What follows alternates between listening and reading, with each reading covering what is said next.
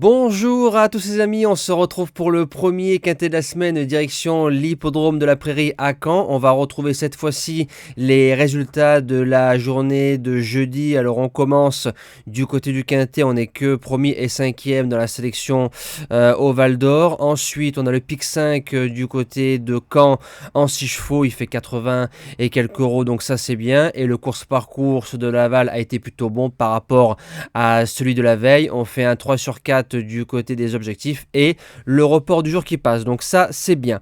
Présentation du quintet de lundi en Réunion 1 course 4, faites attention, le prix de Bélangreville, si je dis pas de bêtises, c'est ça, Bélangreville, excusez-moi, 16 partants, 8 en tête, 8 au 25 mètres, quintet une fois de plus très ouvert et ce n'est pas un gros lot au papier. Donc, c'est possible que ça chante. En base gagnante, le numéro 8, Gary Toris, qui vient d'être acheté à réclamer du côté de Vincennes. C'est un cheval qui a encore de beaux restes. Faut se rappeler qu'il avait déjà tourné à droite du côté de Cavaillon. Donc, si tu tournes à Cavaillon, je pense que du côté de Caen, il n'y aura pas de problème. Attention à ne pas perdre trop de départ durant la volte. Voilà, maintenant c'est un cheval qui peut faire le dernier kilomètre tout seul.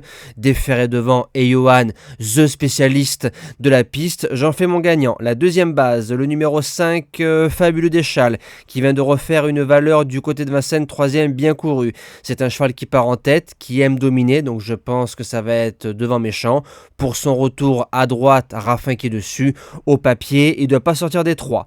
Pour les chances, on attaque avec le numéro 1, Omarland, qui a battu récemment Havana Paris, c'est magnifique, à Châteaubriand. Ensuite, quatrième en PMH du côté de Cherbourg, la fameuse ligne Iris des Roseaux et I Love Meloa. Ça, c'est magnifique. Je connais pas les ambitions de l'entraîneur driver pour lundi.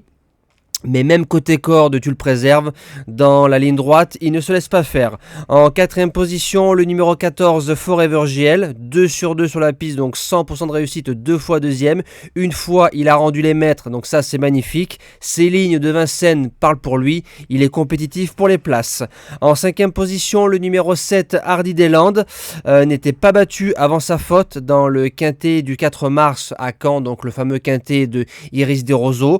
Je trouve que le lot est moins fort, je le rachète les yeux fermés. En sixième position, le numéro 2, Groupie Duquesne, qui a déjà réussi sur la piste. C'est une course qui va rouler, ce qu'elle aime, et comme elle aime bien venir sur les autres, le train normalement de Raffin va l'avantager, et sa ligne, et sa seule ligne de l'hiver à Graigne, est plutôt correcte. En 7ème position, le numéro 16, Gala de Crène, qui sera plaqué des 4 pour l'occasion, c'est rare, c'est un peu le même concept que Forever GL, mais je pense que le GL lui est un peu supérieur.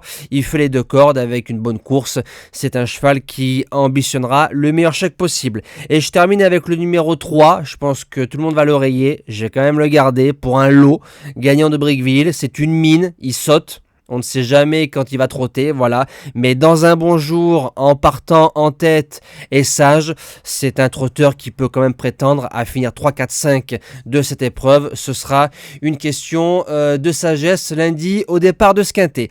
Moi, je vous souhaite une excellente semaine et je vous dis à demain, comme d'habitude, sur la chaîne YouTube.